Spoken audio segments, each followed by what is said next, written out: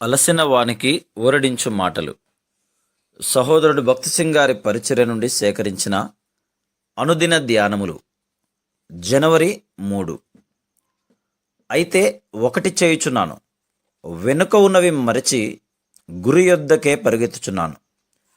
ఫిలిప్పి 3:13-14 వచనములు.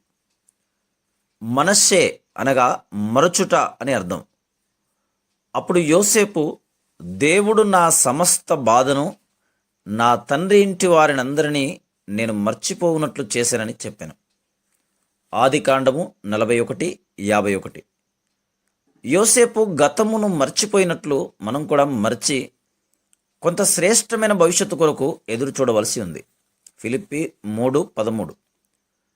మనము మనుషుల దయను పొందుటకు గత శ్రమలను గురించి మాట్లాడుట ఎందు సంతోషించుదము. ఏదేమైనను ఆత్మీయముగా ఎదుగుటకు గాను గతములో ప్రతి విధమైన శ్రమను సంపూర్ణముగా మనము మర్చిపోవలను. కొన్నిసార్లు మనం గతం వైపు చూసి అనేక సంవత్సరముల క్రిందట ప్రభు మన యెడల ఏమైతే చేసినో జ్ఞాపకం చేసుకొని సంతోషించదము.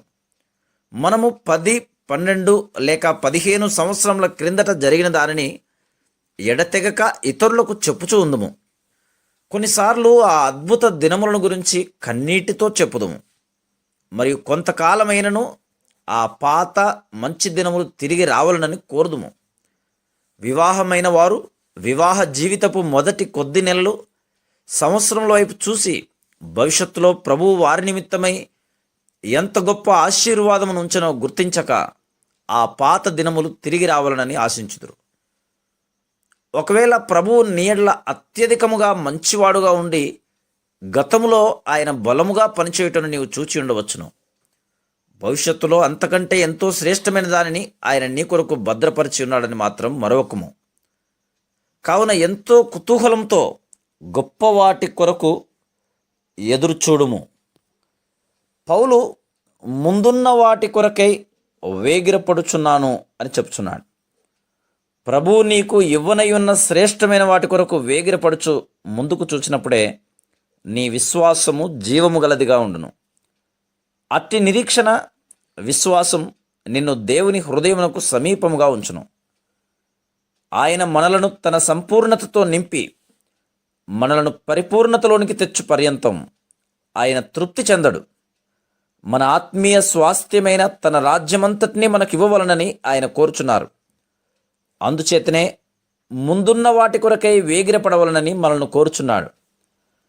ఆ పాత మంచి దినములను తలంచుచు మరియు 7 లేక 8 సంవత్సరముల క్రిందటి అదే వైఖరిని కలిగి ఉండటం వలన అది మన ఆత్మీయ పురోభివృద్ధిని, ఫలవంతమైన స్థితిని ఆటంకపరచును.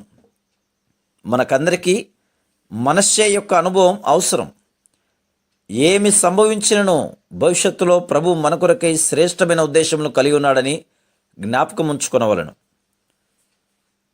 ఆయన నిత్యత్వము నుండి మన కొరకు ఏర్పాటు చేసినవన్నీ సంపూర్ణముగా అనుభవించవాలని కోరుచున్నారు. కనుక ఆయన సమస్తమును మీవి అని చెప్తున్నాడు. కొలస్సీ 3:21.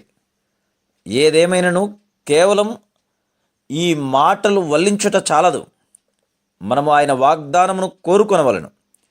దేవుడు నిశ్చయముగా నేను నిన్ను ఆశీర్వదింతును, నిశ్చయముగా నిన్ను విస్తరింపజేతును అని చెప్తున్నాడు. హెబ్రీ 6:14. ఇది దేవుని వాగ్దానం మరియు దాని ప్రకారము నిత్యత్వమునకు ఎడతెగక తన ఆశీర్వాదములను మన యెడల విస్తరింపచేయును.